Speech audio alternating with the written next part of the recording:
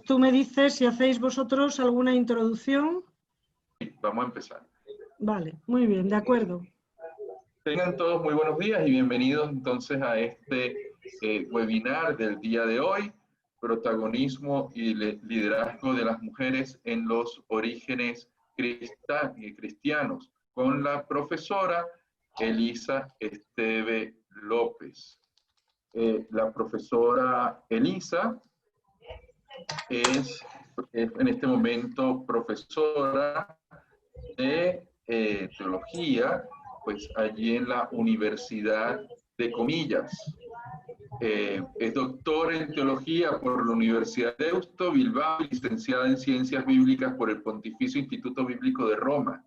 En el año 1997 comenzó su docencia en la Facultad de Teología de la Universidad Pontificia de Comillas, donde ha enseñado Sagrada Escritura. Actualmente imparte las asignaturas del Pentateuco y libros históricos, hebreo, distintos cursos monográficos de la especialidad de Sagrada Escritura de dicha facultad y en el posgrado de especialistas en espiritualidad bíblica. Ha impartido cursos en distintas universidades, la Universidad Rafael Landívar en Guatemala, la Universidad Iberoamericana en Ciudad de México, nos decía que hace un mes estuvo por allá, unos meses, la Universidad Bolivariana en Medellín, Colombia, y es presidente de la Asociación de Teólogas Españolas desde el año 2001 al 2006, miembro del Consejo Directivo de la Asociación Bíblica Española del 2001 al 2010. Así que, profesora Elisa, estás en tu casa y bueno, yo cierro mi micrófono y cierro otros micrófonos que hay por allí para que tú pues puedas compartir con nosotros en este momento. Bienvenida. Pues muchísimas gracias. Un saludo para todos y todas los que estéis conectados en este momento. Es un gusto para mí poder compartir con vosotros sobre este tema, el protagonismo y el liderazgo de las mujeres en los orígenes cristianos. Bueno, el tema es un tema súper amplio y no vamos a poder abarcar todas las cuestiones, pero vamos en el tiempo que tenemos, en torno a los 40 minutos, pues vamos a intentar abordar algunas de estas cuestiones. Bueno, me parece que no es posible que hoy nos pongamos a hablar de los orígenes cristianos sin tener en cuenta cuáles son como los contextos desde los cuales nos acercamos hoy a estas mujeres de las cuales vamos a ir hablando. Es decir, el encuentro con la palabra, yo voy a tomar como punto de referencia el Nuevo Testamento y fundamentalmente, aunque haré también referencia a otros escritos de los orígenes cristianos, digo, no podemos llegar al encuentro con la palabra sin tener en cuenta estos contextos históricos, sociales, políticos y económicos en los que vivimos, nos relacionamos y trabajamos y que nos influyen. Y en estos meses llevamos ya prácticamente medio año, quizá más, en el que esta pandemia, el COVID-19, pues en distintos momentos y de distintas maneras está afectando todos nuestros países. Es decir, el mundo hoy está bajo esta pandemia que se une, como antes comentábamos, a otras pandemias, pero esta también está causando. ¿Cómo nos acercamos también a la escucha y al encuentro con la palabra? Pues desde la propia experiencia que tenemos de la palabra de Dios. Es decir, hay maneras en las cuales nosotros, al acercarnos a determinados textos, nos hablan, nos resuenan. Bueno, esto forma parte también, o sea, cuando yo vaya a decir cosas, pues seguramente habrá resonancias en cada uno de nosotros. Desde luego, otro contexto es la experiencia eclesial. La experiencia eclesial que cada uno tenemos, una experiencia que está iluminada por referencias que han movilizado nuestra vocación, nuestra misión, nuestra vida laical o no, y por experiencias concretas que tenemos. Y luego, desde luego también, para algunos y algunas, puede estar también la pertenencia y la vinculación a algún grupo laical, alguna asociación laical, una congregación, una parroquia, Y en estos grupos diferentes de iglesia, pues también hay carismas específicos, propios, que de alguna manera, pues también influyen a la hora en que nosotros nos acercamos a la palabra y en concreto a lo que sobre las mujeres en los orígenes cristianos se dice. Por lo tanto, me parece que lo primero es decirnos, aunque no es el objeto de este webinar, hablar de los contextos, pero desde luego los contextos nos hablan, nos interpelan, nos cuestionan y nos hacen preguntas también cuando nos acercamos a la palabra y en concreto a las mujeres en los orígenes cristianos. Ay, perdón. Lo primero es, quisiera partir de este texto de Baghdí Muhammad, de una obra de teatro suya que se titula Incendios y que luego ha pasado al cine también. Bueno, él dice, cuando somos testigos de lo que ocurre en las afueras de las afueras y nos arriesgamos a compartir la situación de afueras propia de la condición humana, nos sorprendemos, dice él, a nosotros mismos, cuestionados en nuestro modo de acompañar y de vivir. Es decir, con cada relato escuchado y compartido, podemos llegar a ver cómo se nos conmueven las entrañas. Y ahí, precisamente en ese momento, es cuando nos sentimos movidos a acompañar para subvertir las dinámicas que arrojan a tantos a las afueras de las afueras, es decir, al desierto, a las fronteras, a vivir sin techo y sin hogar, y podemos poner un sinfín de etcéteras que están, diríamos, rasgando nuestros tejidos sociales y de manera muy particular estamos viendo ahora las consecuencias de esta pandemia, no solo en las cuestiones sanitarias, sino también en lo que reflejan de las fracturas sociales, de las heridas económicas, políticas, etcétera, que están saliendo a la luz con mayor crudeza. Bien, pues desde aquí es desde donde nosotros también hoy nos acercamos a estas mujeres. Y lo hacemos también en un día muy particular, no lo hemos buscado, pero resulta que hoy celebramos la memoria de María de Magdala, una mujer discípula, testigo, receptora de una aparición del resucitado y apóstol, que desde luego sigue inspirando en la actualidad prácticas y creencias a hombres y mujeres en la Iglesia y en la sociedad, conocida desde los primeros tiempos de la Iglesia como apóstol de los apóstoles. Por lo tanto, bueno, pues es un regalo el que este webinar haya coincidido justo en la memoria de María de Magdala. Bueno, ciertamente esta figura es una figura que desde la teología feminista se ha ido rescatando y se ha ido rescatando la autoridad que tiene y la relevancia que tiene tanto en los orígenes como en la actualidad. Y me gusta citar a una filósofa española, María Zambrano, porque me parece que al hacer hoy memoria de esta figura, que yo no voy a hablar de ella, voy a hablar de las primeras comunidades. Entonces no me voy a ir al movimiento de Jesús, aunque efectivamente María de Magdala sigue incidiendo luego en esas primeras comunidades. Pero que al recordar hoy a María de Magdala y otras mujeres, como vamos a hacer, ¿qué emerge? Emerge con un saber no sabido, cargado de significaciones. Mirad, esto es una expresión de María Zambrano, y es que cuando sacamos a la luz estas figuras con esta fuerza, con esta potencia, con este gran poder que emerge de ellas, lo que emerge es ese saber no sabido y que vamos sabiendo, y que nos invita no solo a recordar como si fuera un ejercicio del pasado, sino que sobre todo nos invita a aclarar en su espejo, en el espejo de ella, de María de Magdala y de ellas, a aclarar en su espejo búsquedas, experiencias, miedos, angustia, incertidumbres del mundo de hoy también.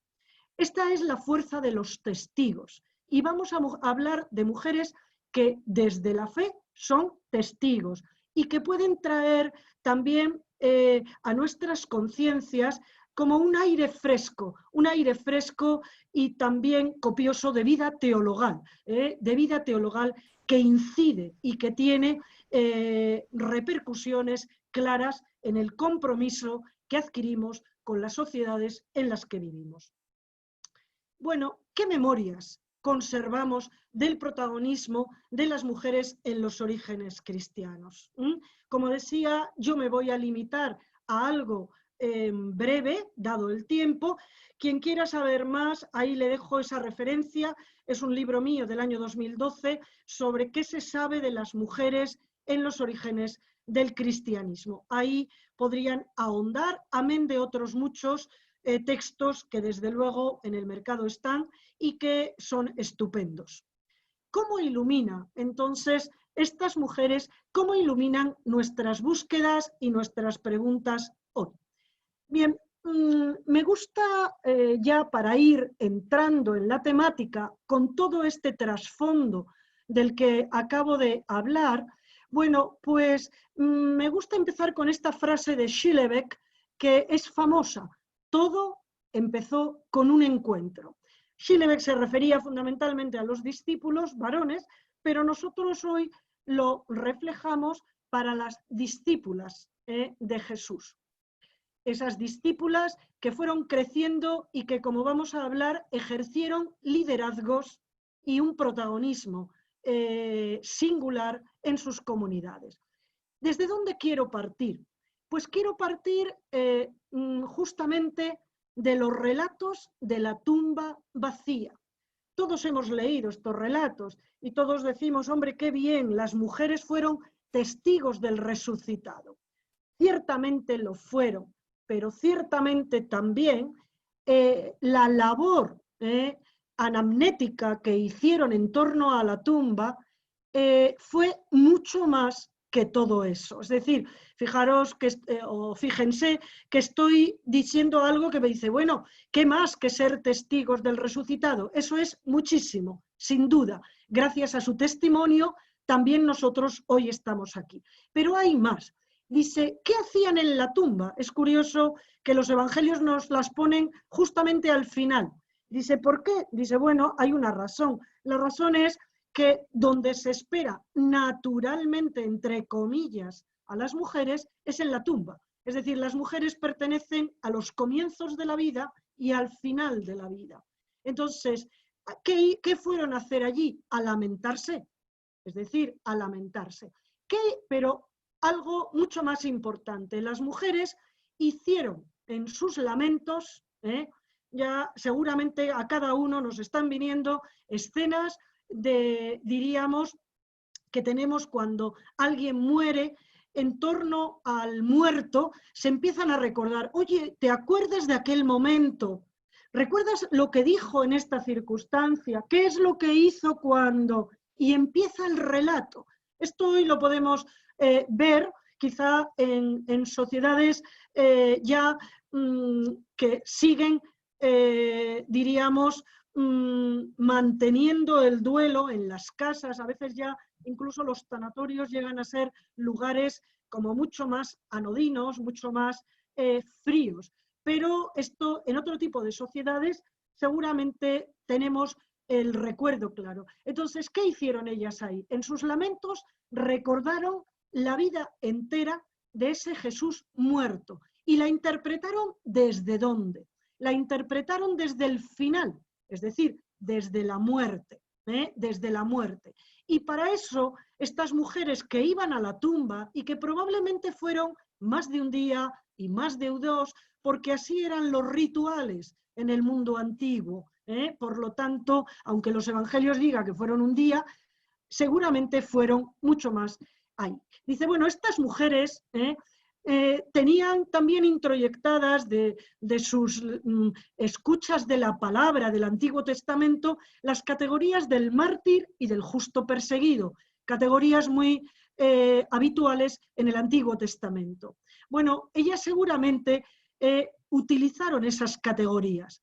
Y bien, ¿qué pasó? Pues que el recuerdo de estas mujeres fue transformado por la experiencia de revelación que tuvieron en la tumba. Todos recordamos que el ángel, el resucitado, tiene un encuentro con ellas. Y ahí hay algo que se les dice: el que murió, vive.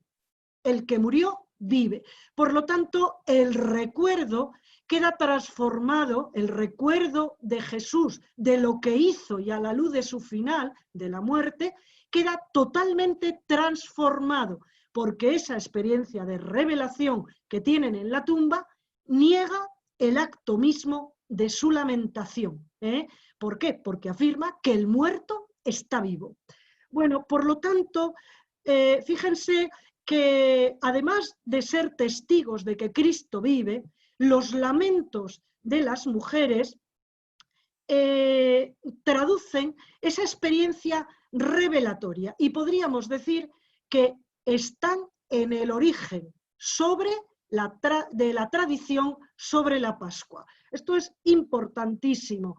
¿Por qué? Porque parte del contenido de sus lamentos son orales, esos lamentos, pues parte del contenido y de lo que allí han vivido transmitidos oralmente, muy fácilmente, muy plausiblemente, entraron a formar parte de las tradiciones sobre la pasión, muerte y resurrección de Jesús, que luego han quedado consignados en los evangelios. Entonces, claro, ellas podríamos decir que están en el origen de la elaboración del querigma pascual. Esto, hay muchísimos estudios en la actualidad que han trabajado sobre esto, trabajos exegéticos y contextuales muy bien hechos, que argumentan esto de una manera que yo ahora no puedo hacer mucho más, pero que ahí se lo dejo. Entonces, todo empezó con un encuentro que pudo ser en los caminos de Galilea para aquellas mujeres que compartieron camino y vida con Jesús. Pero todo empezó también con un encuentro cuando realmente se les desvela y se les revela que ese Jesús con el que hicieron camino y que murió, resucitó. Y desde ahí ellas inician el camino junto con los varones discípulos en el caminar ya de las comunidades cristianas que a partir de ese momento empiezan a crecer en distintos lugares. Bueno, pues desde aquí nos vamos entonces a ir abordando algunos elementos de las comunidades, de las mujeres en los orígenes, ya a partir, diríamos, de la resurrección de Jesús, y nos centramos, en primer lugar, hay una cuestión, a veces se ha dicho durante muchísimo tiempo que los primeros seguidores y seguidoras de Jesús eran gente muy pobre. Bueno, los estudios en orígenes del cristianismo nos dicen que sí que hubo, ciertamente, muchas personas que se vincularon al movimiento de Jesús. Tenemos el testimonio, y luego lo diré, de esclavos, esclavas, gente de condiciones socioeconómicas más empobrecidos, pero hay una cuestión que es clara, y es que hubo también varones y desde luego también muchas mujeres ricas que se vincularon al movimiento de Jesús. No puedo entrar a qué es lo que hace posible que estas mujeres se vincularan al movimiento de Jesús. Probablemente hay autores que hablan, como por ejemplo Tyson, que dice hay una inconsistencia de estatus. ¿Qué quiere decir? Bueno, que las mujeres ricas tenían dinero, diríamos, podían tener influencias, pero sin embargo no se les reconocían sus derechos en las sociedades. Es decir, si su dinero, si su capacidad de hacer determinadas cosas, de apoyar determinadas cuestiones, pero diríamos lo que hoy llamaríamos sus derechos políticos no están reconocidos, lo cual genera una inconsistencia de estatus. Es decir, yo puedo todo esto, pero no me es posible por las circunstancias. Bueno, estas mujeres que iniciarían sus búsquedas de maneras muy diferentes, y algunas de ellas encontraron en el movimiento cristiano, recordar que Pablo nos dice, no hay hombre ni mujer, todos en Cristo somos iguales. Estas mujeres encontraron en el movimiento cristiano la posibilidad diríamos, de que se les reconociera también un protagonismo que en otros lugares no les era reconocido. Por supuesto, siempre junto a esto, que sería más una cuestión más, diríamos, una explicación más de tipo sociológico, habría que incluir la experiencia creyente de estas mujeres. Es decir, es Cristo y es el reino predicado por él lo que atrae y va configurando a estas mujeres. Recordar, por ejemplo, que Pablo, baste algunos ejemplos, Pablo, por ejemplo, nos dice que algunas mujeres de estas llegaron a la fe antes que él.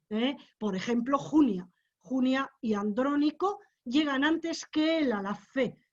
O la misma Tecla, una figura que no tenemos ninguna certeza de que haya sido histórica, pero lo de menos, fíjense, es si fue o no una figura histórica. ¿Por qué?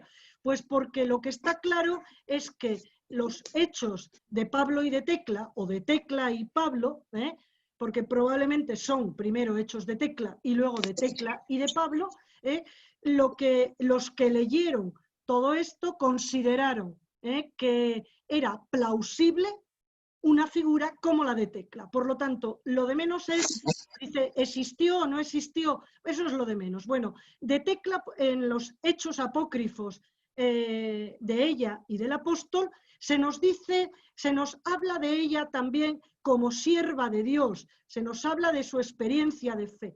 Esto digo porque Tecla es una mujer rica, también, tal cual es descrita, y es también la fe. Bueno, ¿por qué es tan importante y por qué le doy tanta relevancia a las mujeres ricas? Bueno, pues en primer lugar le doy relevancia porque estas mujeres pusieron a disposición del movimiento cristiano sus casas, pusieron a disposición de ese movimiento cristiano las casas, al igual que los varones ricos. Es decir, y las casas es el lugar donde en los orígenes cristianos se reúne la comunidad cristiana, es donde se parte para la misión, es donde se celebra, es donde se da la enseñanza. Entonces, ciertamente hubo mujeres ricas que pusieron sus casas a disposición del movimiento cristiano, contribuyendo de esta manera al crecimiento de las comunidades cristianas. Todos hablamos de esas iglesias domésticas. No es que se ajuste exactamente el término. Lo que sí está claro es que la organización social del cristianismo tuvo una matriz familiar en sus orígenes. Luego ya pasamos a otros elementos, pero ahí esto lo tenemos que recordar. Bueno, ¿por qué es importante? Bueno, lo primero es porque la casa era un espacio definido y controlado por la sociedad patriarcal de ese momento, y al mismo tiempo influye en los orígenes del cristianismo. Entonces, claro, uno podría pensar, bueno, pues entonces contribuiría a la invisibilización de estas mujeres. No, al contrario, no contribuye a su invisibilización, sino más bien a su liderazgo y a su protagonismo en concreto. Entonces, ¿qué podemos destacar? En primer lugar, hay algo que ya un famoso crítico del cristianismo del siglo II, Celso, cuyas críticas conocemos a partir de las referencias de Orígenes a este autor crítico Celso, Celso lo percibió perfectamente bien ya desde el siglo II. Dice, ¿y qué percibió? Él dice, pues que la casa, que es un ámbito privado, se convierte en un ámbito público. ¿Por qué? Porque no es solamente la familia la que se reúne ahí, es una comunidad cristiana a la que acceden hombres, mujeres, de otras familias, de otros lugares, incluso de otras ciudades. Por lo tanto, el espacio privado adquiere rango de espacio público, Y las mujeres que ponen sus casas a disposición se convierten en matronas en paralelo con lo que son los patrones. Estos son términos técnicos que, aunque a nosotros ahora nos resulten un poco raros, son términos técnicos del mundo antiguo que necesitamos conservar. Es decir, poner la casa es poner el espacio, es poner todo a disposición, pero además, al ser mujeres ricas, lo mismo que los varones ricos, claro, ¿qué pasa cuando un misionero cristiano llega, por ejemplo, a una ciudad que no es la suya y llega a una casa? Se hospedará en ella, y si es la casa de una mujer rica, se quedará allá. Dice, ¿y para qué le sirve? Dice, bueno, la hospitalidad. Bueno, yo diría que el tema de la hospitalidad es el primer elemento que tenemos que rescatar para las sociedades en las que vivimos. Recuperar la hospitalidad como un valor en el que no se toma en cuenta ni la clase social, ni el lugar del que procedes, ni las condiciones en las que están. En los comienzos, algunos de los cristianos salen huyendo de sus ciudades y por lo tanto buscan también cobijo en otros lugares y en otras casas cristianas, algunas de ellas plausiblemente de estas mujeres que ponían sus casas a disposición.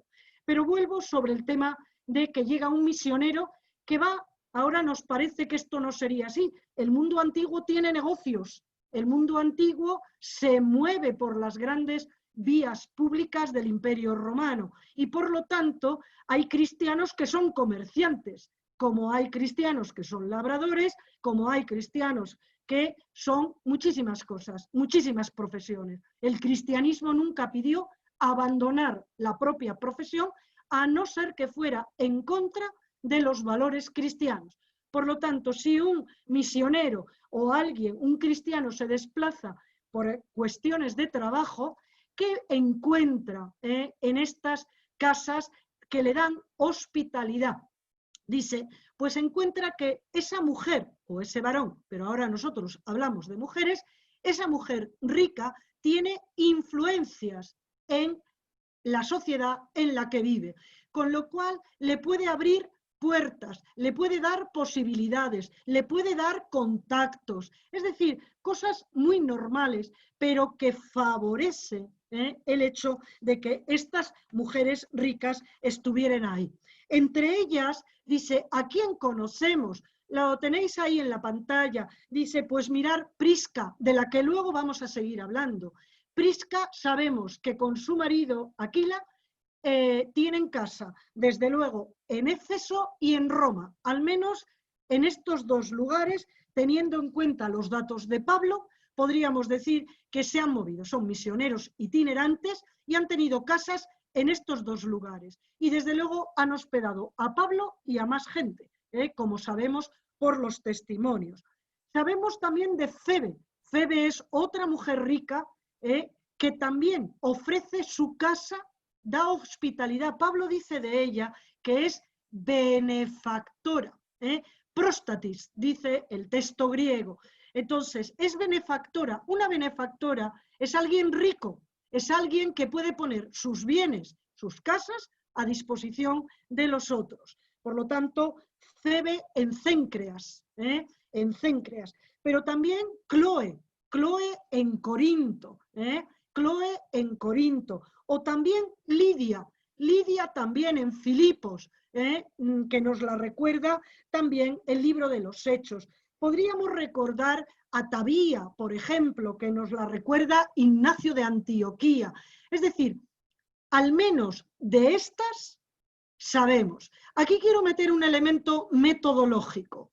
El hecho de que yo haya nombrado, dice, bueno, pero has nombrado 4 o 5, total, pues para 4 o 5 no merece la pena tanto. Cuidado, cuidado. Mirad, trabajamos con textos que no nos han conservado todos los datos.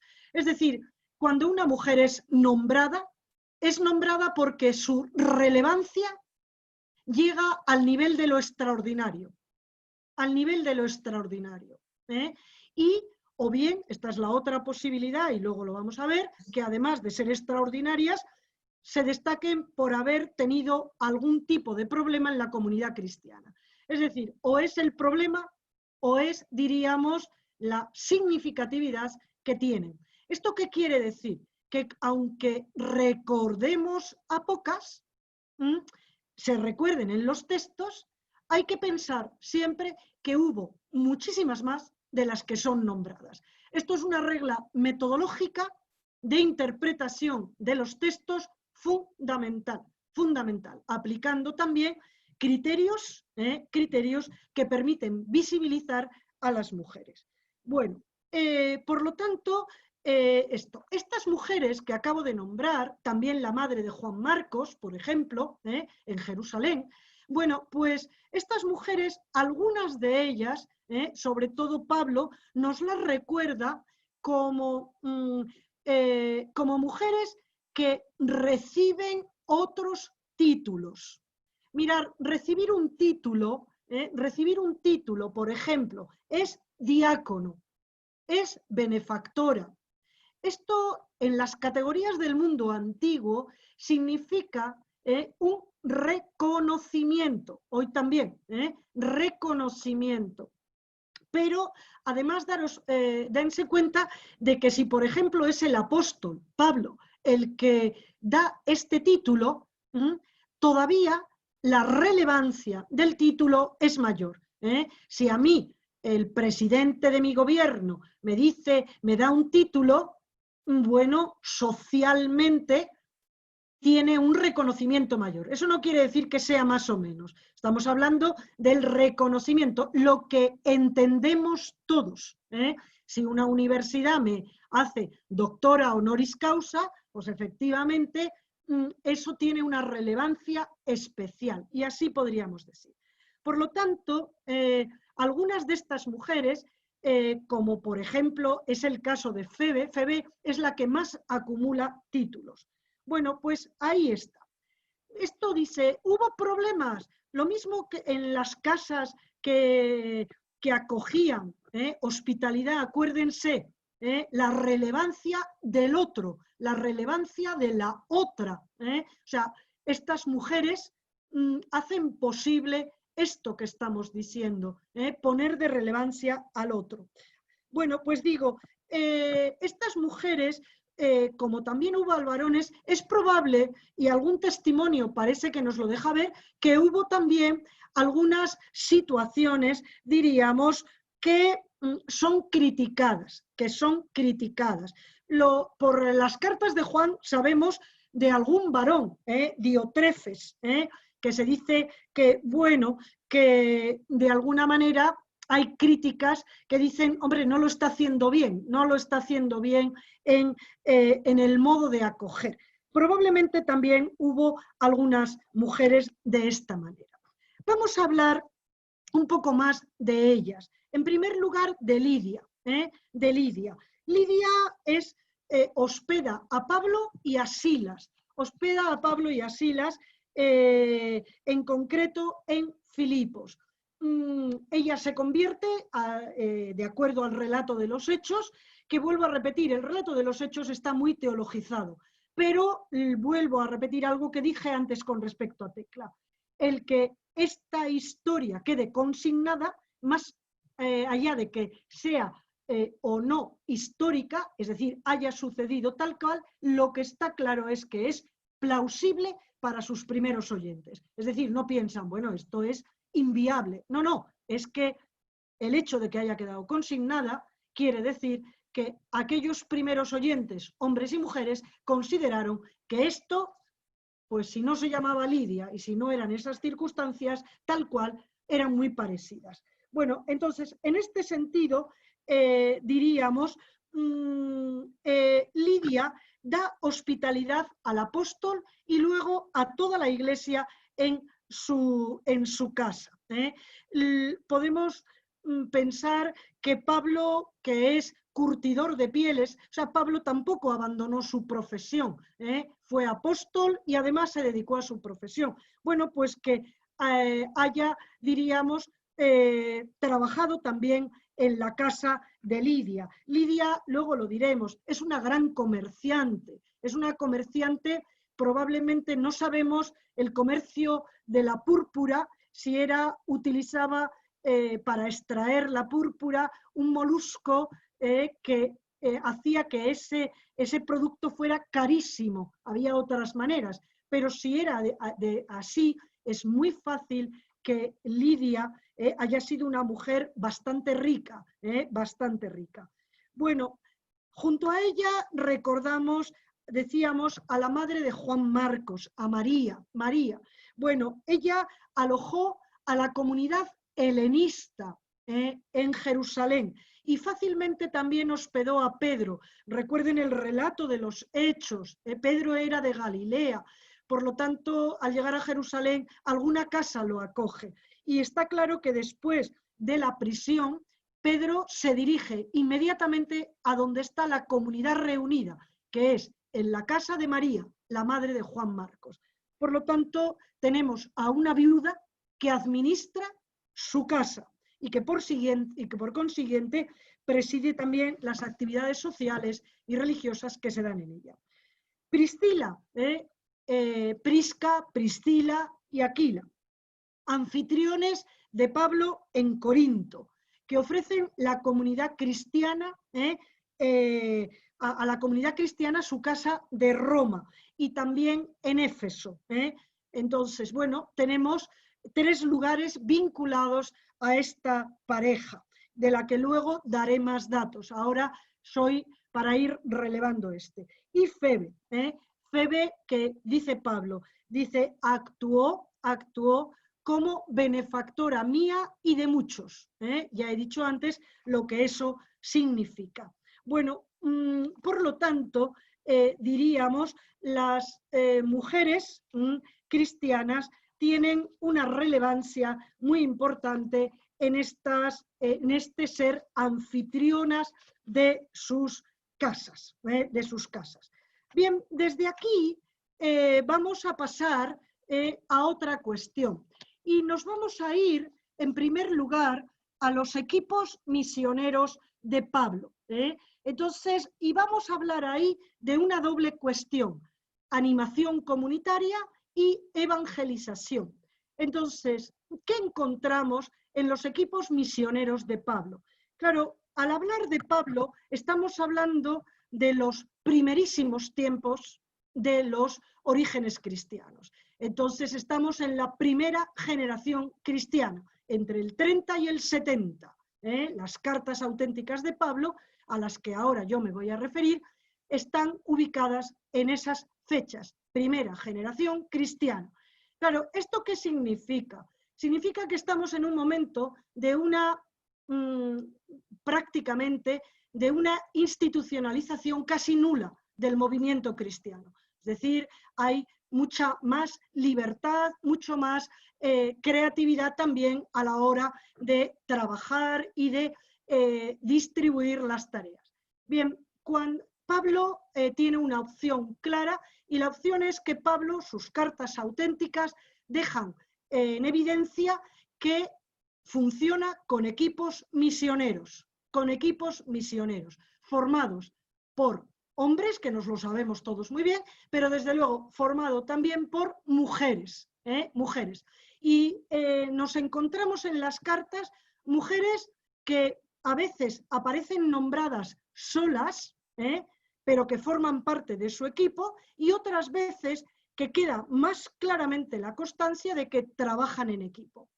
Bien, ¿a quiénes nos referimos? Ahí he puesto, en el Power he puesto dos términos, que son dos términos griegos, pero que es muy importante para poder entender lo que estoy diciendo. En primer lugar, Pablo a sus colaboradores, es decir, a las personas que forman parte de sus equipos, las llama sinergos, es decir, traducido literalmente sería colaboradores.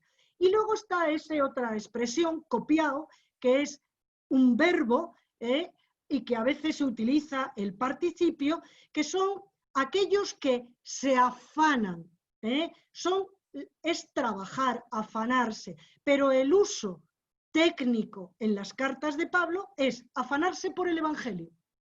Por lo tanto, son términos técnicos que hay que recordar.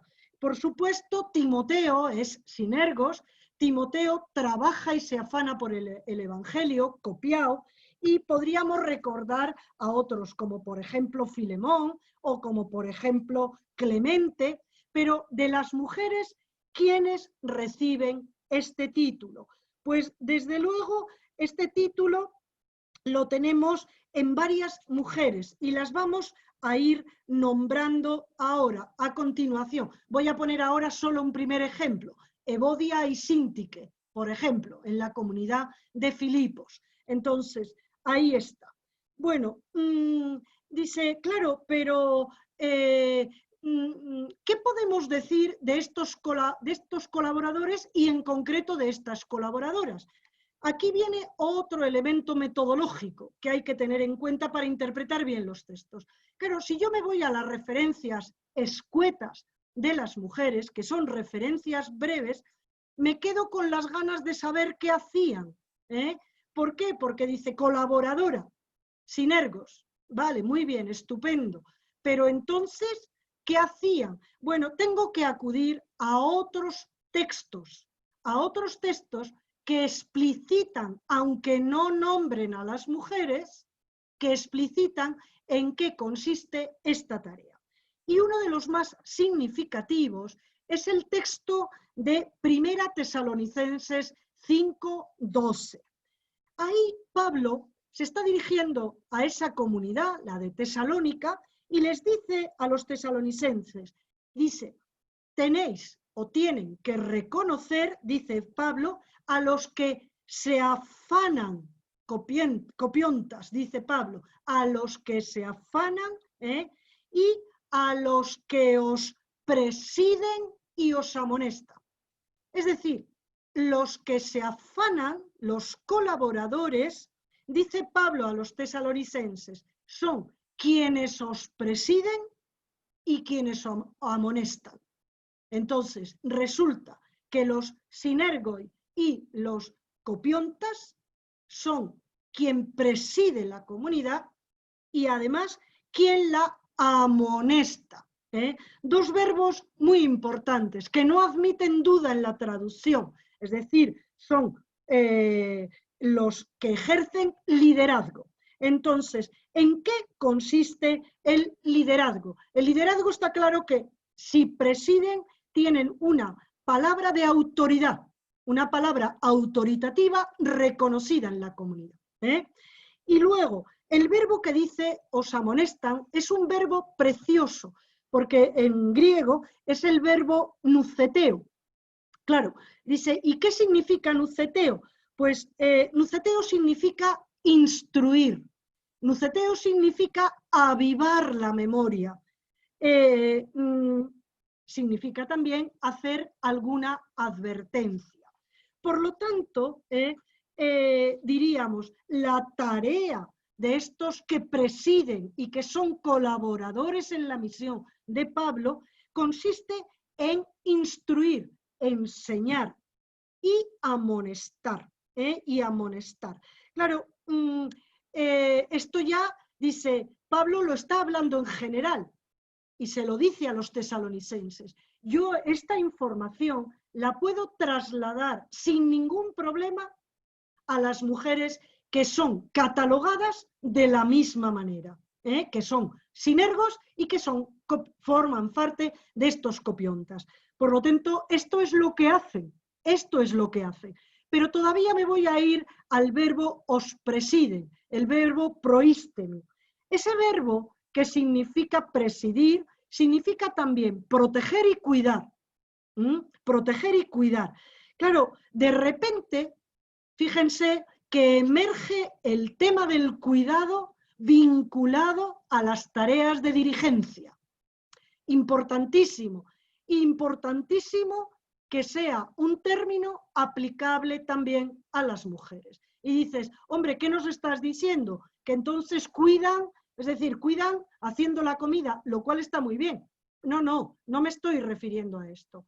Fíjense que el cuidado es una manera de dirigir, es una manera de tener autoridad reconocida, es una manera de estar en la comunidad, haciendo ese ejercicio, no de manera piramidal, sino ejerciendo el cuidado de la vocación, de la misión y de todos los miembros de la comunidad. Es importante porque con estos datos, mujeres que presiden y cuidan a sus comunidades, que instruyen y amonestan cuando es necesario, se está resignificando el cuidado tal y como es entendido habitualmente en las sociedades androcéntricas y patriarcales del mundo mediterráneo antiguo. Por lo tanto, diríamos, hay una redefinición, una resignificación al utilizar esto. Bien, ¿quiénes son estas colaboradoras? Vamos a nombrarlas. Yo, para los que hace mucho que no leen la Carta a los Romanos, les recomiendo que vayan al último capítulo de la Carta a los Romanos y que se lo lean, porque allí hay muchísimas mujeres nombradas por Pablo. Pero ahí voy a ir nombrando las que él dice que son colaboradoras, es decir, sinergoi. Bueno, en primer lugar, María, Trifena, Trifosa y Pérside. A mí me gusta nombrarlas porque son singulares. Mirad, hablamos de mujeres, pero no son un tándem donde las metemos a todas y todas son, da lo mismo, intercambiables sin más. No, son singulares, tienen nombre, no nos han conservado sus apellidos, tienen nombre, tienen una singularidad y como tal hay que recuperarlas. Bueno, pues en el nombre las queremos recordar ahí. Febe, de la que hemos hablado, Febe también recibe ese título, el título de colaboradora, además del de hermana, además del de benefactora y además del de diácono, al que luego también llegaremos. Bueno, por lo tanto, ahí. Luego tenemos otra también que recuerda a Pablo en la carta a Filemón y que es Apfia. Apfia también es colaboradora y es colaboradora junto con Filemón. Y junto con Arquito, la nombra junto a ellos, formando parte de ese equipo misionero que seguramente dirige la comunidad concreta, la comunidad de Colosas en concreto. Bueno, fíjate, hay que darse cuenta que Pablo no la presenta como esposa, sino que la presenta en función de su significación para la comunidad. Bien, estas, diríamos, aparecen nombradas solas, es decir, solas quiere decir que Pablo las nombra, bueno, esta última en relación a Filemón y a este otro personaje que es Arquito, pero voy a recordar ahora también otras mujeres, y es las parejas de misioneros. Mirad, me parece también muy importante, durante muchísimos años la exégesis y de alguna manera la exégesis feminista en particular se fijó sobre todo en mujeres que diríamos no casadas. Bueno, yo creo que estamos también en la cuestión, es decir, como si solo el celibato fuera lo que posibilitara, diríamos, la colaboración en esos equipos. Ni muchísimo menos, ni muchísimo menos. Más bien, podríamos decir que estos ejemplos que tenemos nos hablan de muchísimas mujeres que desde luego no optaron por el celibato, sino que eran mujeres casadas. Algunas de estas mujeres, ¿cómo las recuperamos? Bueno, las recuperamos a partir de las parejas misioneras que son recordadas. Y que voy a empezar por María y Cleofás. María y Cleofás ahora no puedo, no tenemos tiempo, pero a partir de los hechos que tenemos en Lucas, en el Evangelio de Juan, o sea, el Evangelio de Lucas, el Evangelio de Juan, y sobre todo a partir de un testimonio de Hegesipo en el siglo II, podemos reconocer que el tal Cleofás o Clopas y María la de Clopas, Cleofás, es el mismo personaje, es un nombre muy raro y que es fácilmente el mismo. Clopas es el nombre semítico, Cleofás es el nombre griego. Bueno, pues aquí tenemos a una pareja que habría sido discípula de Jesús y que desde luego están vinculados los dos en dos testimonios independientes, Juan y Lucas, están vinculados justamente a los relatos de la pasión, de la muerte y la resurrección de Jesús. Es decir, María de Clopas aparece junto a la cruz y Cleofás y un discípulo, que bien podemos pensar que es una discípula y que es María, su esposa, de regreso a Emaús. Bueno, pues ahí tenemos una pareja que ha hecho camino con Jesús. Podemos desde luego citar a Pedro, podríamos citar más que ahora no me entretengo. Voy a Priscila y Aquila. Bien, casados, artesanos, es decir, con una profesión concreta, y luego en que su tarea en las comunidades cristianas vinculó dos elementos, itinerancia y permanencia. Itinerancia y permanencia. Bien, estos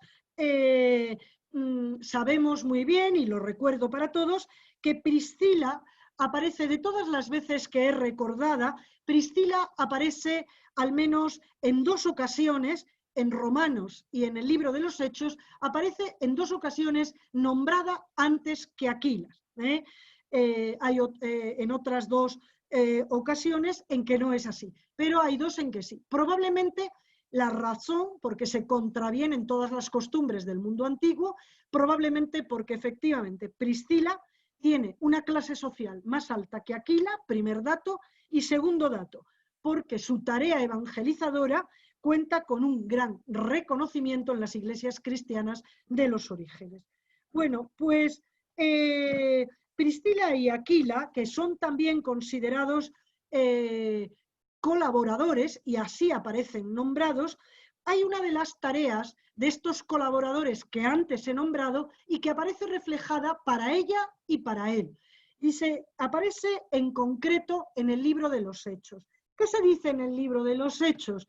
Pues en el capítulo 18 se nos cuenta que allí, ante un judío alejandrino que llega a su casa y que es elocuente y que además conocía muy bien las escrituras, Priscila y Aquila, dice el texto en plural, le explicaron el camino de Dios con exactitud. Es decir, que Priscila y Aquila, que probablemente se apoyan en tradiciones orales, le instruyen, es decir, recuperamos a una mujer colaboradora como una mujer que enseña, como una mujer que enseña. Y no solamente eso, sino que ella y Aquila, que también le enseñaría, pero vuelvo a repetir, la reflejo ahora a ella, le dan al tal Apolo, le dan una carta de recomendación, lo cual quiere decir que esta mujer y su consorte tienen una gran autoridad porque pueden otorgar cartas de recomendación a Apolo, para que cuando llegue a Corinto sea recibido bien, sea acogido como tal. Bueno, esto que las mujeres conocen las tradiciones orales, fíjense, nos lo cuenta también Eusebio de Cesarea. Se trata de un historiador del siglo IV. Bueno, en la historia eclesiástica que escribe Eusebio de Cesarea, deja constancia de la importancia de las mujeres en la transmisión oral, Entonces, por ejemplo, dice que Papías recibió un relato de las hijas de Felipe, profetisas. Bueno, pues esto efectivamente es algo habitual. Entonces dicen, no, es que no escribían, no leían, muchas sí, porque desde luego las que eran ricas eran educadas, habían sido educadas en la escritura y en la lectura, pero aunque no lo fueran, lo que está claro es que el mundo antiguo se mueve fundamentalmente por tradiciones orales. Para nosotros esto de la oralidad es mucho más difícil de entender, pero en el mundo antiguo esto es lo normal, Otra pareja que quiero nombrar y que tiene una singularidad especial, que es Junia y Andrónico. Bueno, de ellos habla Pablo, y Pablo reconoce que se convirtieron al cristianismo antes que él. Y desde luego dice Pablo que contaban con una autoridad extraordinaria. Pablo dice, el hecho de que ellos hayan colaborado conmigo es para mí, para Pablo, un honor. Y es una credencial que Pablo utiliza para pedir hospitalidad a la comunidad de Roma. ¿Cómo los llama Pablo? Claro, cuando yo a veces pregunto, digo, ¿conocéis el nombre de alguna apóstol? Bueno, como mucho me dicen el título de María Magdalena, ya es muchísimo. Bueno, el Nuevo Testamento reserva también este título para Junia, también para Andrónico. Les llama apóstoles. Y claro, el concepto de apostolado de Pablo está claro. Cuando él defiende su apostolado, lo defiende con dos argumentos. Es decir, no me vais a discutir que yo soy apóstol también. ¿Por qué dice Pablo? Dice, porque yo he tenido una aparición del resucitado y porque he sido enviado a evangelizar. Estos son los títulos que ostenta como apóstol. Pues bien, está claro que si esa es su manera de entender su apostolado, cuando llama a Junia y a Andrónico, los llama también apóstoles, está hablando en los mismos términos. Encuentro personal con el resucitado y desde luego una misión conferida por él. Por otra parte, estos apóstoles, al igual que él, Junia, al igual que Andrónico, dice Pablo, han sufrido también persecución, prisión, es decir, han sufrido también lo que Pablo cuenta en 1 Corintios 4 y en 2 Corintios capítulos 10 al 12. Es decir, los apóstoles son condenados a muerte, son espectáculo para el mundo. Y es muy fácil que haya sido, sabemos de muchos episodios que así lo da. Bueno, pero Pablo no se conforma solo con decir que Junia y Andrónico son apóstoles, sino que además dice que son notables entre los apóstoles. Es decir, califica su apostolado de una significatividad grandísima. Claro, esto, algunos textos, nunca los textos de los orígenes cristianos, es decir, los padres de la Iglesia nunca dudaron que Junia era una mujer. Sí se dudó después, y tanto que algunas Biblias, en lugar de poner Junia, traducen con Junias desde hace tiempo. Gracias a Dios las ediciones más nuevas no lo hacen. ¿Por qué? Porque ya era escandaloso hablar de una mujer apóstol. pues era todavía más escandaloso de decir que era notable entre los apóstoles. Claro, esto llevó también a que si no se negaba que era mujer y se la cambiaba el nombre por Junias, que es nombre de varón, si no se le cambiaba el nombre y se le mantenía que era una mujer, decía que era conocida de los apóstoles. Fíjense lo que se puede hacer con una traducción. Es decir, una traducción puede ocultar el protagonismo claramente de las mujeres. No, Junia, lo mismo que Andrónico, Pablo dice de ellos que son notables entre los apóstoles.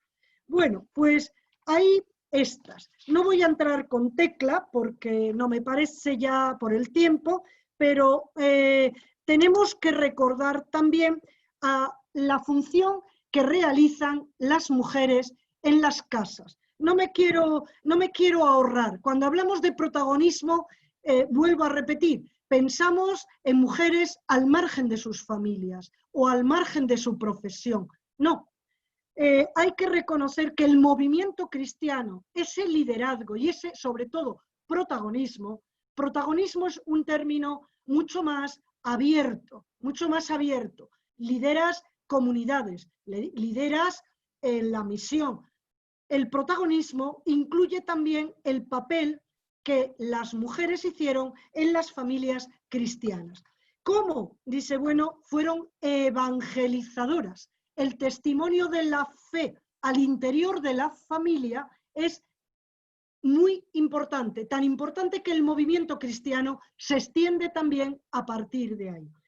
Recordamos en primer lugar a Eunice, que es la madre de Timoteo, Eunice, la madre de Timoteo, que probablemente, claro, el libro de los Hechos de ella dice que es una judía creyente. El texto no es claro, si es judía, si es cristiana, habla de judía creyente. ¿Cómo lo aclaramos? Pues fácilmente, lo aclaramos con la mención que hace la segunda carta a Timoteo. ¿Por qué? Porque Timoteo ahí expresa que Loide, que lo he dicho mal antes, perdón, Eunice es la madre de Timoteo, es Loide, bueno, ahora me estoy liando, perdone, la madre de Timoteo es Eunice y Loide es su abuela. Entonces digo, dice Timoteo que ellas contribuyeron eficazmente a la fe que él tiene. Es decir, destaca la tarea de educación en la fe, fundamental para el arraigo del cristianismo en los primeros siglos. Por lo tanto, hay. Claro, esto todavía cobra mayor relevancia en los matrimonios mixtos.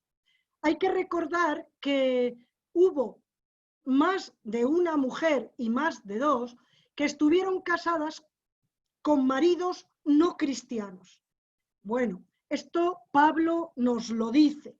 Pablo nos lo dice en la primera carta a los Corintios. Entonces, que ahí Pablo se decanta por decirle a las mujeres permanezcan casadas, porque es un potencial evangelizador del cónyuge y de los hijos, hijos e hijas que pudieran tener. Entonces, ahí, estas son situaciones que fueron muy difíciles, y ahora voy a hacer referencia a alguna.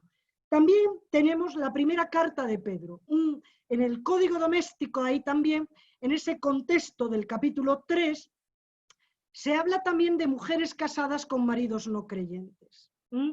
Bueno, es verdad que ahí hay una situación en la que, en definitiva, casi se les pide a las mujeres, de alguna manera, que se sometan. ¿Cómo se puede, diríamos, sacar a la luz un elemento de positividad dentro de un dato que tiene ambigüedad clara y que no podemos ir a incidir en lo que es sometimiento, diríamos? Pero sí podemos rescatar el que esa primera carta de Pedro reconoce que las mujeres tienen potencial evangelizador.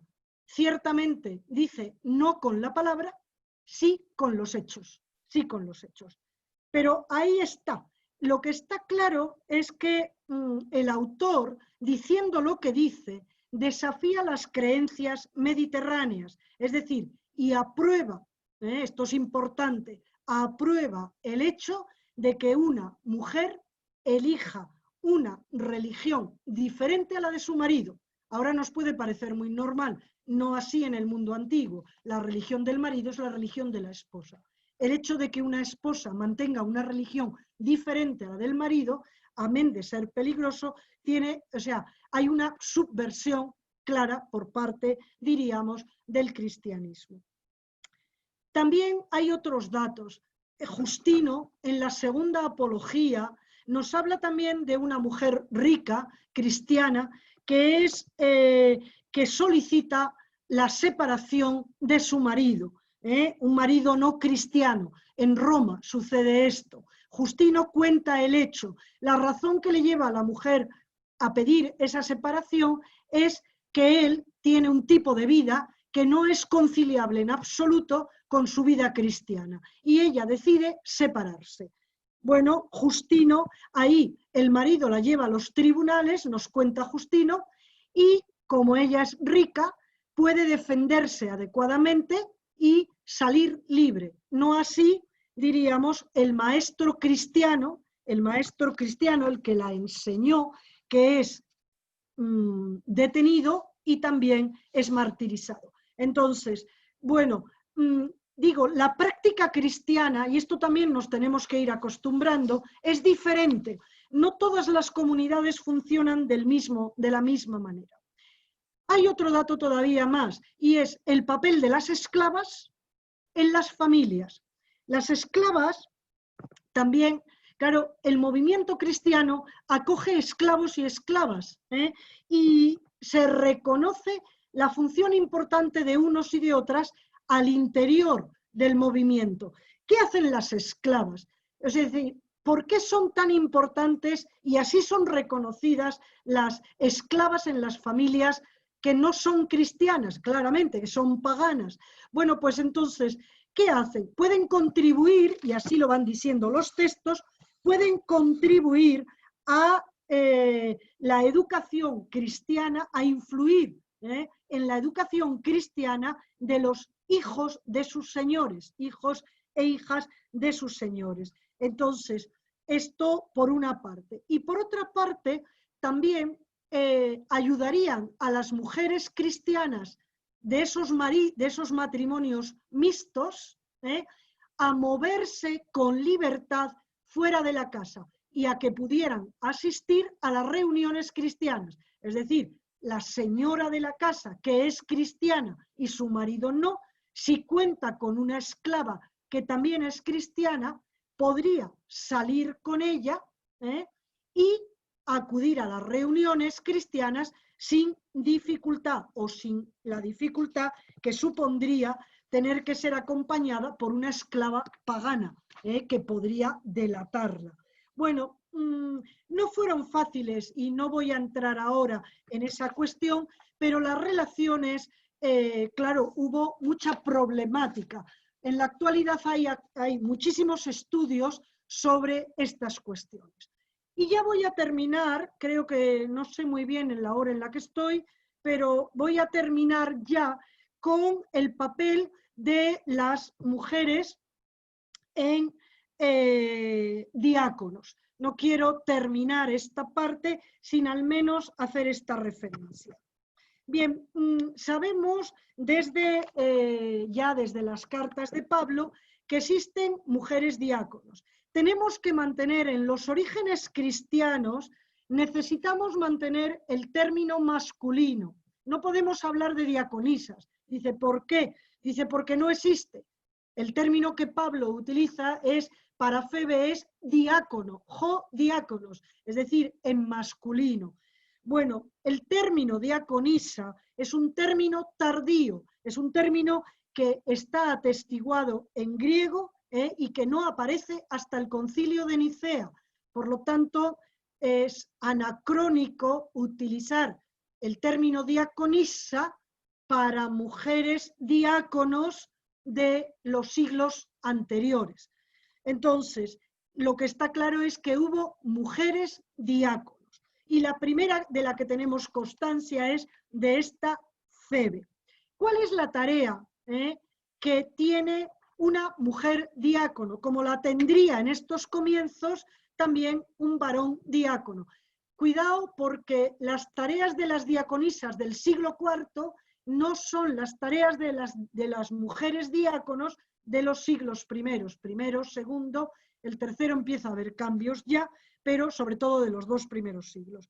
En primer lugar, lo que sabemos de Febe, porque Pablo lo cuenta y lo dice, es que que Febe, diácono de Céncreas, representaría a una iglesia ante otra, y en ese sentido sería portadora de una carta de Pablo a Roma. Bueno, por lo tanto, esto es lo que se desprende del lenguaje que aparece en Romanos 16. Bueno, pues ahí diríamos, representa a una iglesia ante otra, es decir, tiene una autoridad muy importante. Y luego, ciertamente también, como mujer diácono, al igual que los varones, anuncia el Evangelio y se dedica a la enseñanza y a la evangelización de las comunidades. Por lo tanto, para una mujer diácono, el Evangelio y el anuncio del Evangelio estaría en el núcleo más importante de ella. O sea, mujer misionera, predicadora y maestra. Bueno, no obstante, el oficio de mujeres diáconos lo conservamos en Timoteo, lo conservamos en la primera carta a Timoteo. Ahí hay una referencia en la cual se nos dice que, bueno, Timoteo está hablando de los episcopoi, de los diaconoi. Prefiero utilizar los términos griegos para no hacer equivalencias en la actualidad que no ha lugar, porque no corresponde. Entonces, episcopoi y diaconoi. Al hablar de estos varones diáconos, Pablo dice en un momento, dice en el versículo 11, igualmente las mujeres deben ser, está hablando de los diáconos, y dice, igualmente las mujeres deben ser dignas, no calumniadoras, dice el texto, sobrias y fieles en todo. Bueno, la discusión aquí está en que está hablando de mujeres diáconos o de las esposas de los diáconos. Hay dos opiniones. A mi modo de ver, claramente está hablando de mujeres diáconos. ¿Por qué? En primer lugar, porque el versículo 11 empieza con un igualmente, josautos, un adverbio, es decir, lo cual nos dice que va a hablar de un grupo de personas que tienen la misma categoría de las personas de las que acaba de hablar, que son los varones diáconos. Entonces, igualmente, estas mujeres son también diáconos. Si hubiera querido hablar de esposas, las esposas de los diáconos, habría utilizado el posesivo, sus esposas, o hubiera utilizado el artículo determinado, las esposas, cosa que no sucede en el texto griego.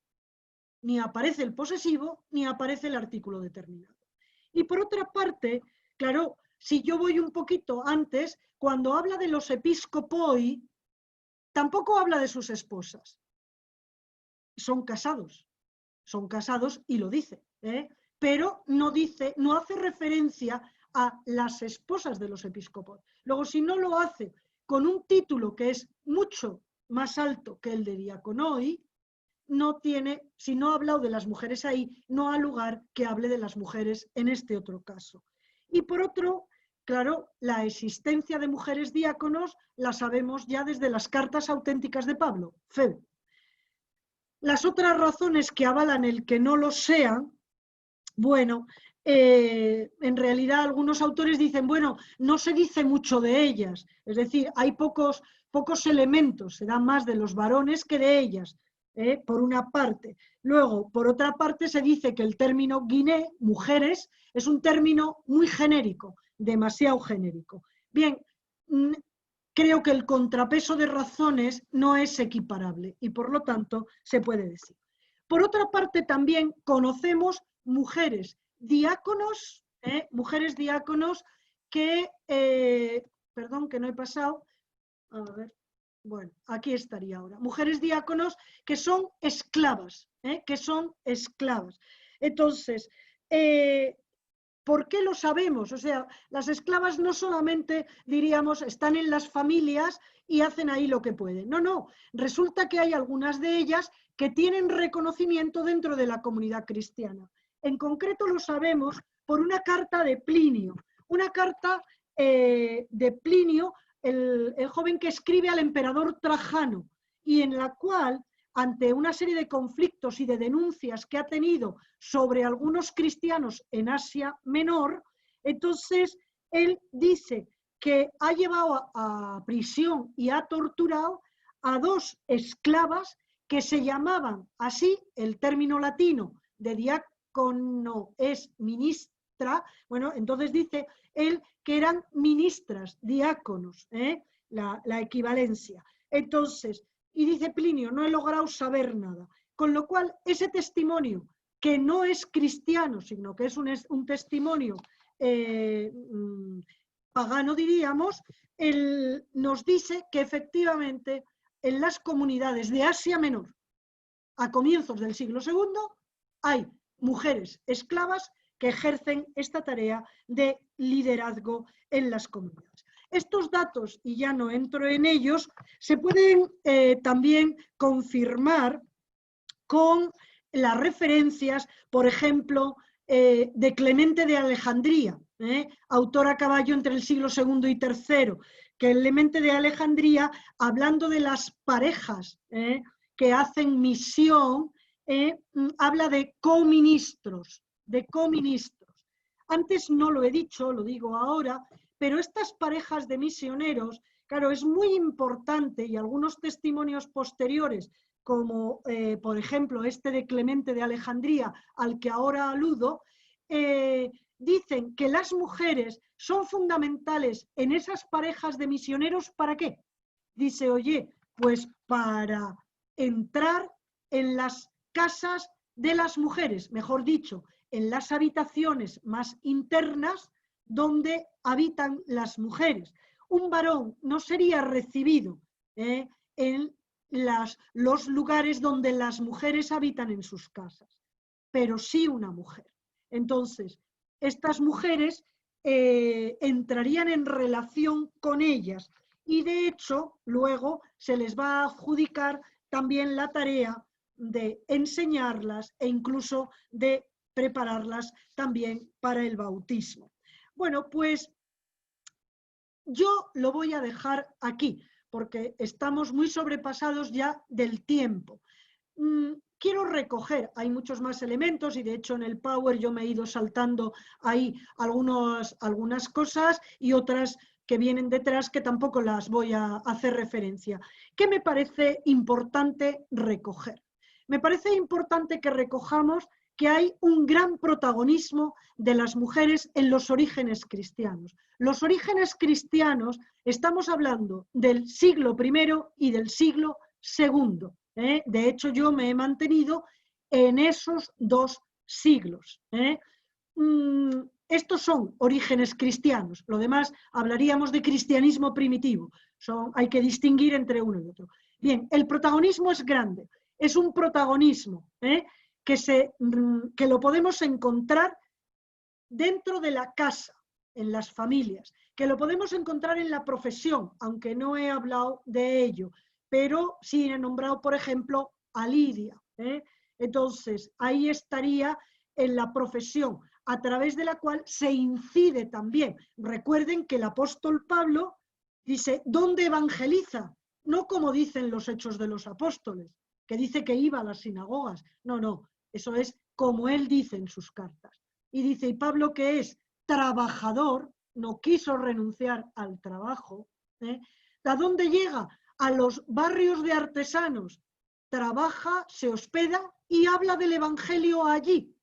Bueno, pues lo mismo, la profesión es el ámbito de evangelización, ahí.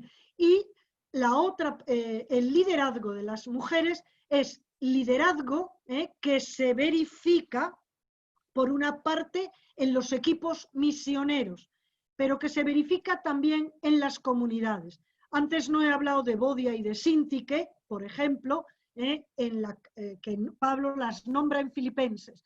Estas probablemente no son misioneras itinerantes, sino misioneras que viven en su comunidad y que acompañan a esa comunidad, que han tenido problemas entre ellas.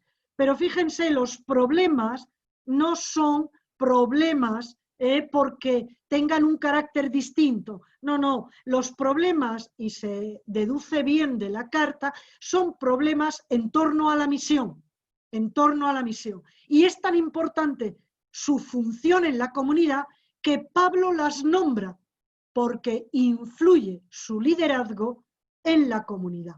Y entonces, lo que dice para toda la comunidad, Filipenses 2, lo dice también para ellas. Entonces, liderazgos en las comunidades presiden y os amonestan en el Señor, cuidan en las comunidades, una tarea importantísima. Y luego están en esos equipos de misión itinerancia. Prisca, junto con Aquila, son itinerantes. Andrónico y Junia fácilmente también, lo cual lleva a sufrir también todas las dificultades que tiene la misión en estos momentos. Persecución,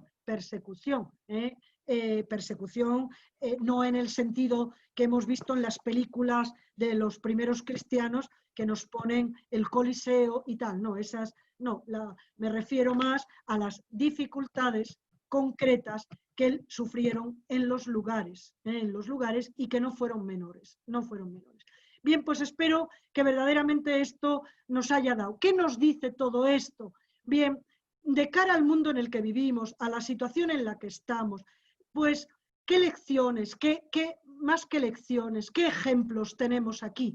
Bueno, tenemos sobre todo mujeres que se tomaron en serio la vida y el evangelio, que se comprometieron con las circunstancias concretas, que dieron hospitalidad, que cuidaron de las personas, que tuvieron una palabra propia ante las distintas situaciones, que ejercieron su influencia para favorecer a otros. Que, bueno, todos estos elementos y seguramente alguno más que a lo mejor puede salir y que podemos decir.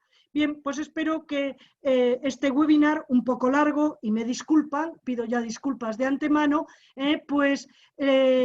les haya ayudado. No sé si tenemos tiempo todavía de alguna pregunta, pero bueno, nuestro coordinador pues ya nos dirá. Muchísimas gracias por la escucha y desde luego por la paciencia en el tiempo largo que he empleado para ello. Muchísimas gracias a ti, Elisa. Mira, esto estaba tan bueno que yo le escribí ahorita al padre Teixeira, mira, me da cosa cortarla, yo no la puedo cortar. Y todo el mundo de verdad ha dicho maravillas, ¿no? Mira, creo que quedan algunas preguntas en el tintero, tenemos un tiempito, venga, depende también de tu disponibilidad.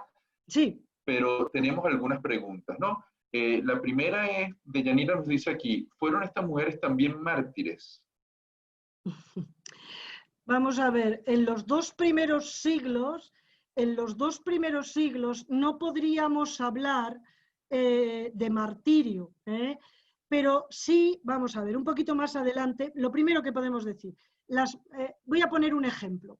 En el libro de los Hechos se habla de la persecución de los helenistas que tuvieron que salir de Jerusalén. Claro, enseguida uno dice, los helenistas, y uno dice, varones, fueron perseguidos y tuvieron que salir, es decir, hubo dificultades concretas.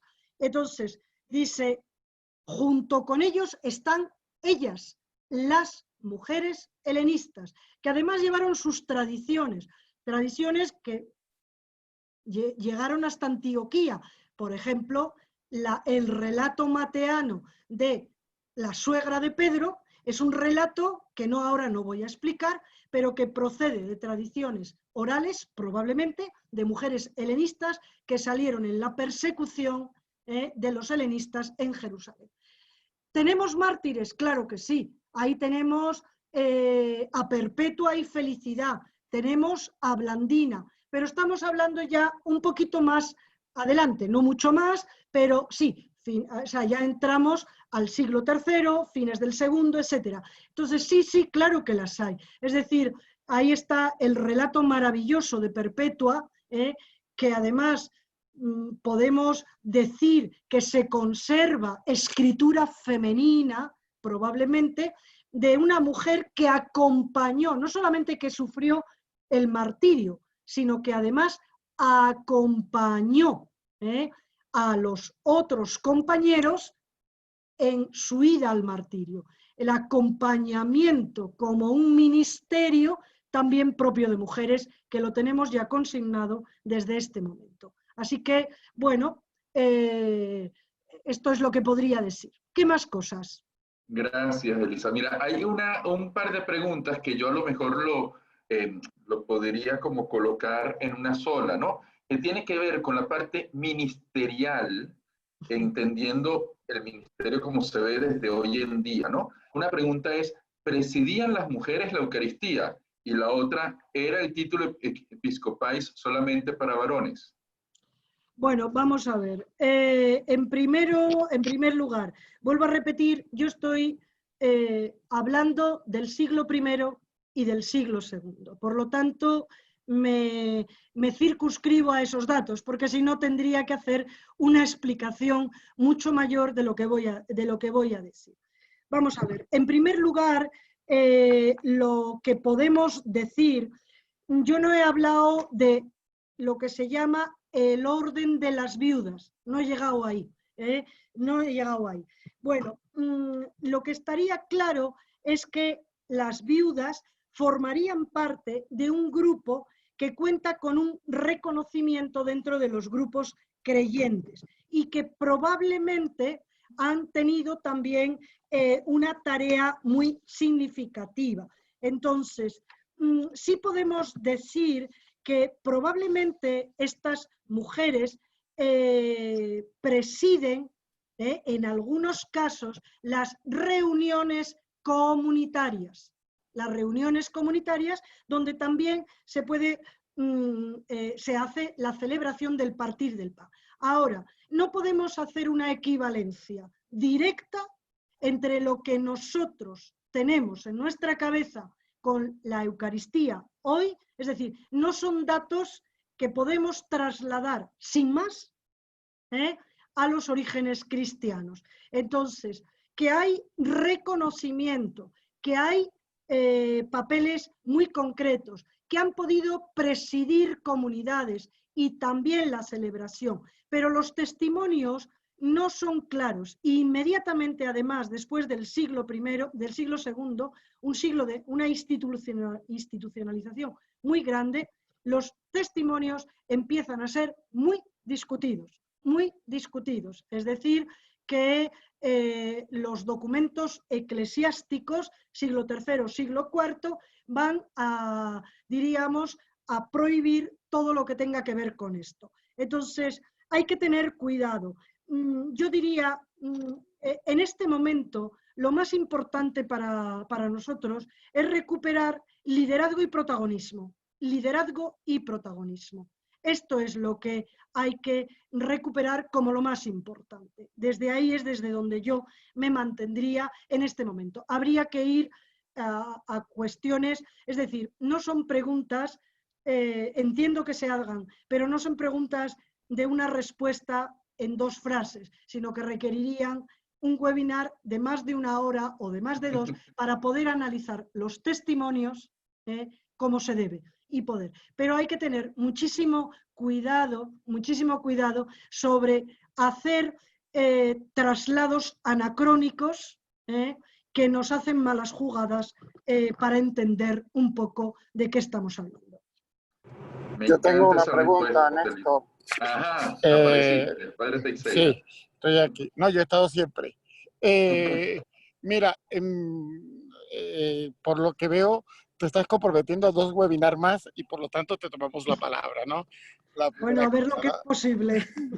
Sí, no, pero bueno, no sería de Sí. forma inmediata, pero sí se puede pensar. La segunda, otra cosa, hablas de liderazgo y protagonismo, y a mí lo que sí me parece importante, y yo rescataría mucho de lo que tú has dicho, que además aprendí bastante, o sea, tengo que decirlo, o sea, me gustaron muchísimas cosas que a mí me resultaron novedosas, es que qué tipo de liderazgo y protagonismo, porque esas palabras hoy día son ambiguas, ¿no? Y liderazgo parece que es tener el cargo más importante, o liderazgo parece que es el que manda más, ¿no?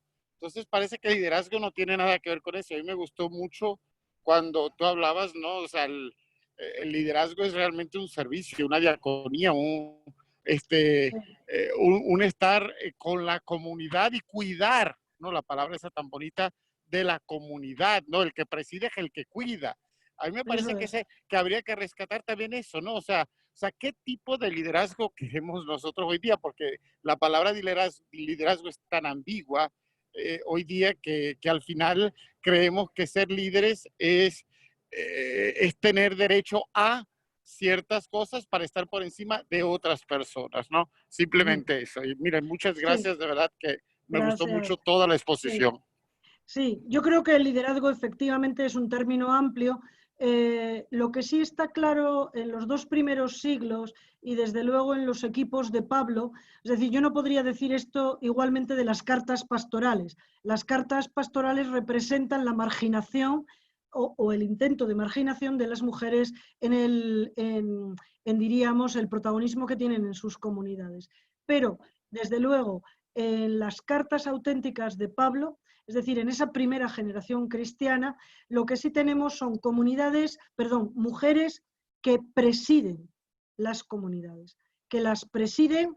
Lo que pasa que efectivamente hay que recuperar ese término del cuidado, porque presiden con ese matiz que tiene el verbo griego, que hay que desentrañarlo, que probablemente, y esto es igual para los varones, es decir, el varón que preside la comunidad está invitado al mismo cuidado. Entonces, ellas han liderado, diríamos, las comunidades de muchas maneras. Las han liderado desde la vida cotidiana, las han liderado con tareas de misión, con tareas también de presidir sus comunidades, de presidir como podría haber hecho Timoteo, colaborador eminente de Pablo. Pero efectivamente, yo creo que hay que releer más despacio. Por eso, a veces, claro, hay que ir más en detalle, porque las grandes frases hay que ajustarlas luego a lo que los textos nos dicen. Mira, de verdad, Elisa, esto sería, no te digo yo, yo creo que es para un semestre completo, ¿viste? Sí, Y yo soy el así primero es, que metería esa materia. así Mira, hay es, así varias es. preguntas muy interesantes, pero yo creo que algunas se nos sale un poco del ámbito que tú has colocado de estos 2 siglos. Por ejemplo, quiso retroceder o anular el diaconado de la mujer. Yo creo que eso es más adelante en la historia y es un poco entrar en el sentido de diaconado, que no es el diaconado que entendemos hoy en día, etcétera, ¿no? Creo que tú Claro, diste en el clavo cuando dices que no hay que ver hacia atrás con estos mismos parámetros que tenemos hoy, ¿no? Creo que eso es esencial. Luego, Deyanira preguntaba, del grupo que usted habló, no mueren martirizadas. Creo que eso era lo que decías, ¿no? Que había un testimonio, más no una sí, muerte en ese primer siglo. sí. Sí, y mucha gente ha comentado que le encanta que hayas hecho énfasis en eso de la evangelización desde el trabajo, desde el trabajo. Por aquí Patricia comenta, interesantes tus comentarios sobre la tumba vacía. En otro rato te comparto algo más basado en mis 10 años de trabajo acompañando a personas con enfermedades terminales y sus familias. Ariel pregunta, ¿María Magdalena no fue una diaconisa? No recibe tal título, no recibe tal título. Lo que está Sí. claro es que María de Magdala es una de las figuras más eminentes de los comienzos. Eso está claro. Y la autoridad de María de Magdala es indiscutible, es indiscutible. Se hizo de ella prostituta, pero en realidad su primer título es apóstol de los apóstoles. Y ojo, que eso de prostituta no está en los evangelios, dice 7 No, demonios. para nada, para 7 nada. demonios, Eso se pero lo no, colocaron después, eso se lo han claro, colocado después, nunca antes. Su claro. título es discípula, es testigo, es receptora de una aparición y es apóstol. Estos son sus títulos, los títulos de María de Magdala. Sí, sí. Pues bien, no sé si hay alguna otra pregunta que quieran hacer por aquí. De verdad, Elisa, yo estoy encantado. Es que ya quiero Muchísimas inscribir una materia gracias. contigo. Muchísimas gracias. Pues nada, a ver si lo logramos. Tenemos que ir. A mí me parece que ir a la palabra, desentrañarla, bueno, yo creo que esto es lo más importante. Y es verdad que necesitamos como ir desentrañando bien los textos, ir desentrañando. Sí. Y tú sabes que yo creo que, o sea, me gustó mucho la manera como lo has asumido, porque has respetado las diferencias históricas y yo creo que tenemos que quitarnos muchos prejuicios que tenemos hoy en día, porque claro, vivimos en nuestro contexto, pero ir a aquel contexto, comprender aquel contexto y desde allí iluminar, pero no trasladar, que son cosas muy distintas, ¿no? Exacto. Eso nos hace mucho daño y nos está haciendo mucho daño. Sí, Nos está haciendo sí, mucho daño. sí, sí. Bueno, de verdad, Elisa, pues muchísimas gracias. Muchísimas Pues, gracias. muchísimas gracias a vosotros, o a ustedes, perdón, por esta posibilidad, por esta invitación. Para mí también ha sido una ocasión de acercarme a ustedes y, bueno, y de poder compartir estos temas que tanto nos ayudan a todos. Hemos roto hoy el récord, hemos tenido más de 75 participantes. Qué bien, Y algunos qué pues bien. en privado han pedido disculpas que se tenían que retirar.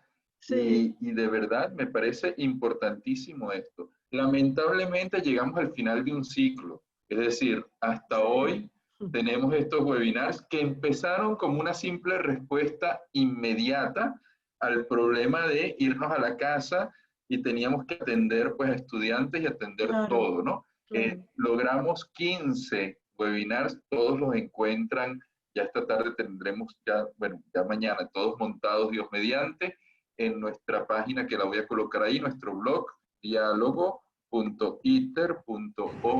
diálogo.iter.org.be. Y Muy también bien. estamos colocando allí los enlaces Sí. a la semana teológica que tenemos Ah, qué bien. durante toda esta semana.